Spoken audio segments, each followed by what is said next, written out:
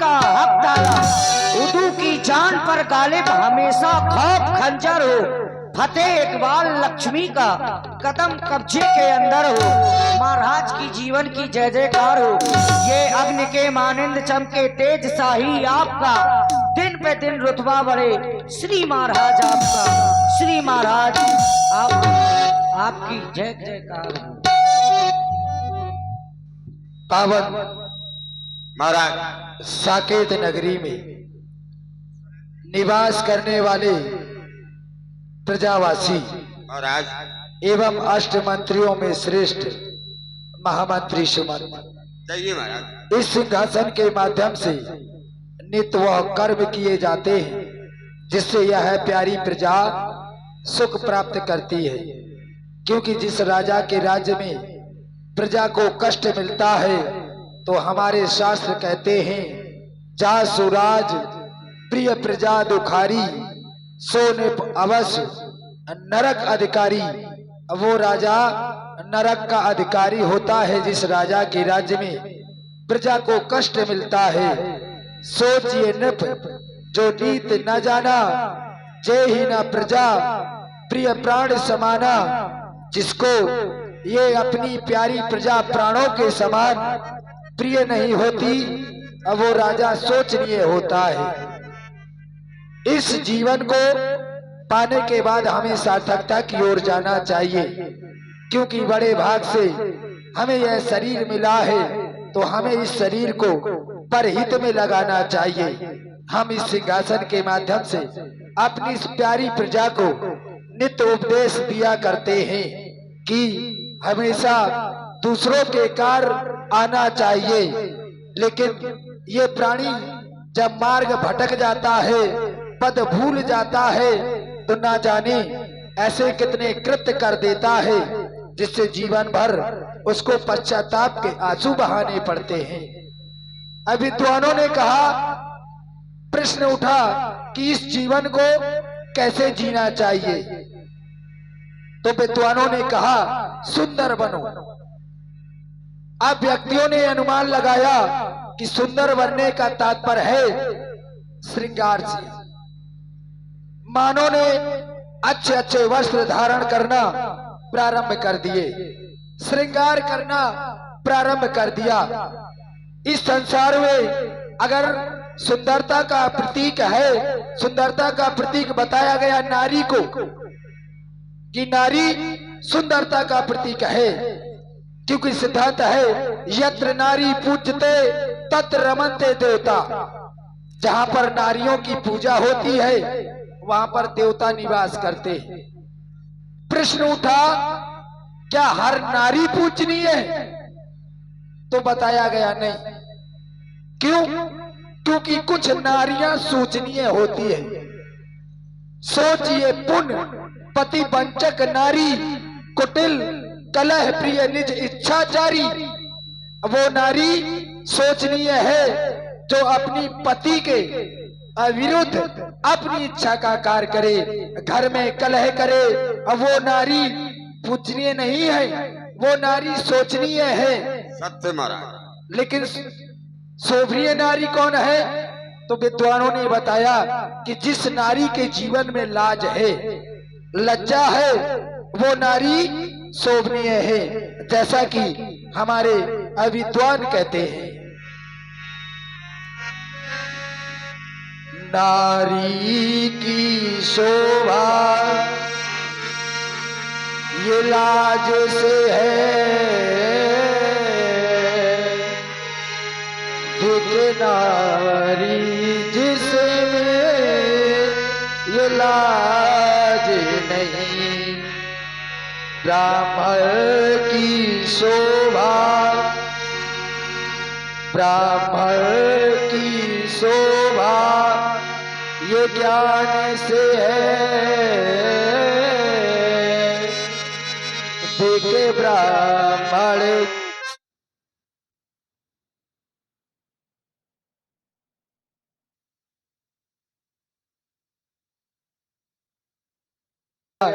छत्री की शोभा ये धर्म से है,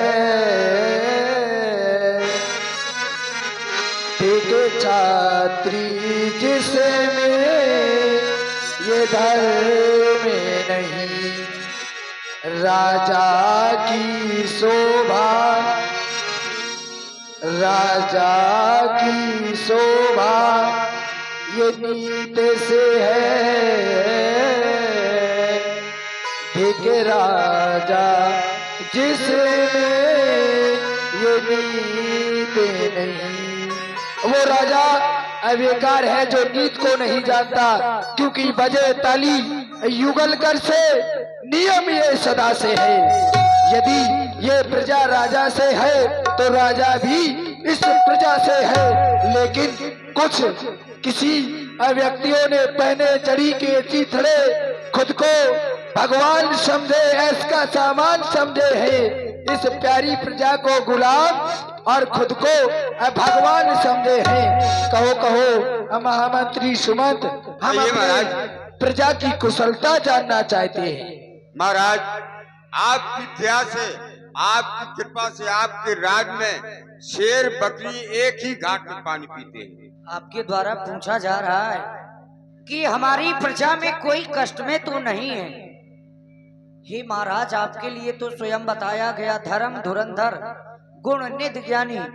आप स्वयं में इतने ज्ञानी हैं, और यदि ये प्रजा कष्ट पाएगी तो हम मंत्रियों का भी एक धर्म होता है, बताया जाता है।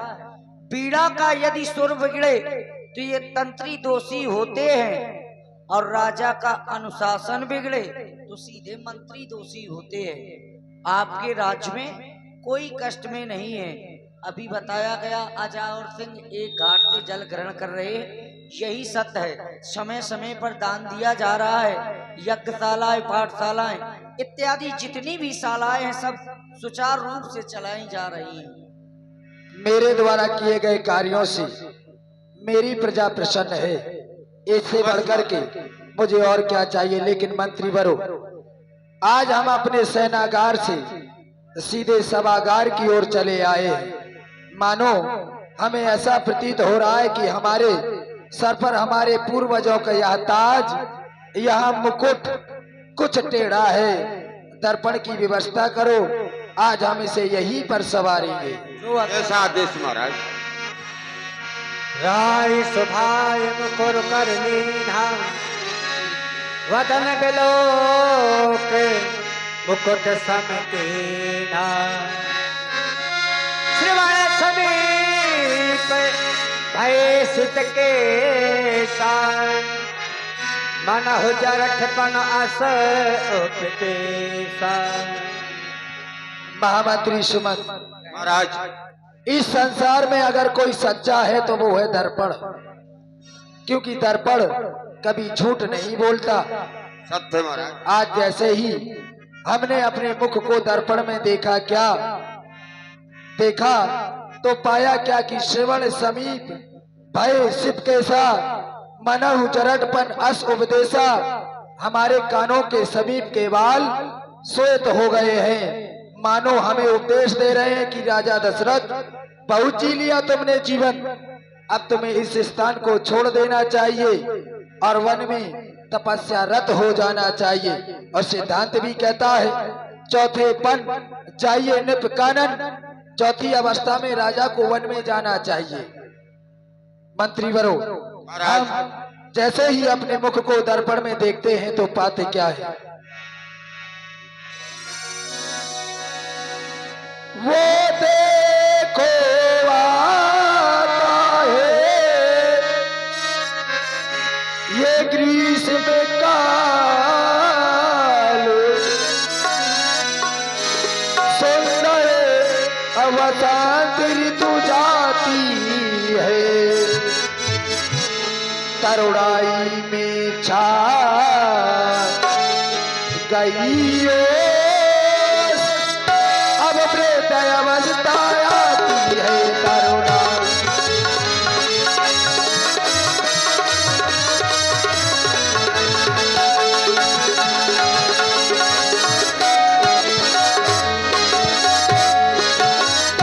काली मत वाली रात गई,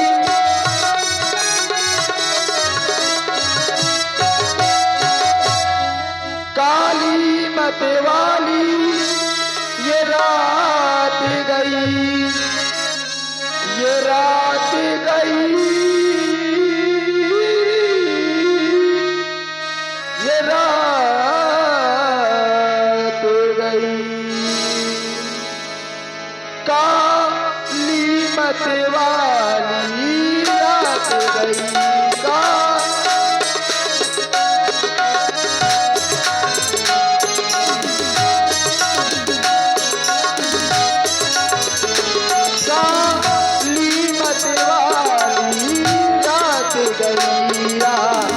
गया चांद का उजाला तक ताहिरा चंद्रमा को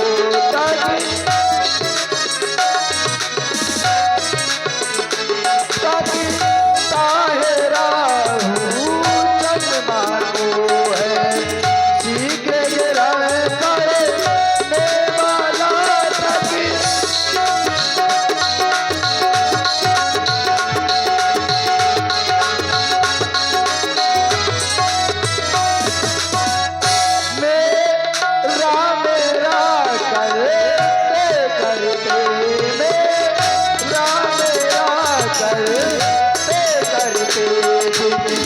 जैसा दिन दिल चलता है बदली रंगत बदली है, बदली रंगत बदली है।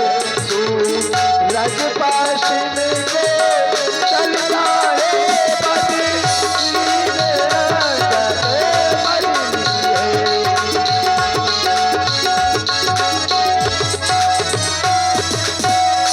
परसों गर्जा युद्ध स्थल में, परसों शिकार में लग्न रहा, अब वर्षों तक देखा राजकाज, अब वर्षों महलों में मग्न रहा। इसलिए हमारे मन में एक विचार आया है। वो कौन सा महाराज? और वो विचार लेकर हम अपने गुरुदेव भगवान के पास जाना चाहते हैं। घोषणा कर दो, आज का दरबार यहीं पर स्थगित कर दिया जाए। जैसा आपका आदेश महाराज।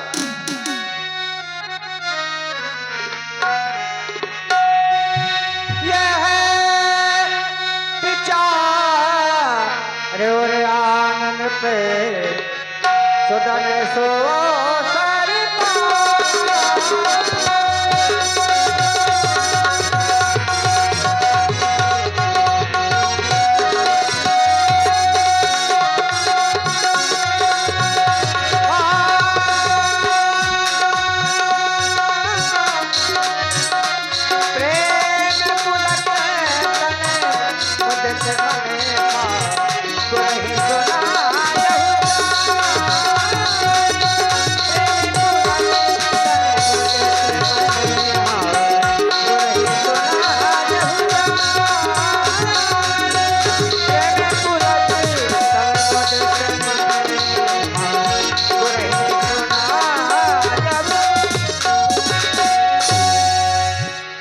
जन के जीवन में ज्ञान रूपी दीपक जलाने वाले परम प्रकाशक भक्त वत्सल कृपा निधान, वैसे तो आपने मेरे जीवन में प्रत्येक खुशी को भर रखा है, लेकिन चाहता हूं कि वो खुशी मुझसे दूर ना हो, इसलिए आशीर्वाद चाहता हूं।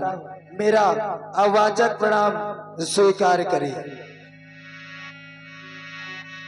ओ मेरे नाथ,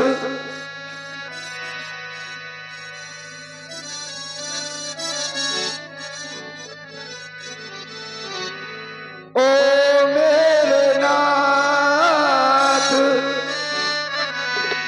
आशीष दीजिए।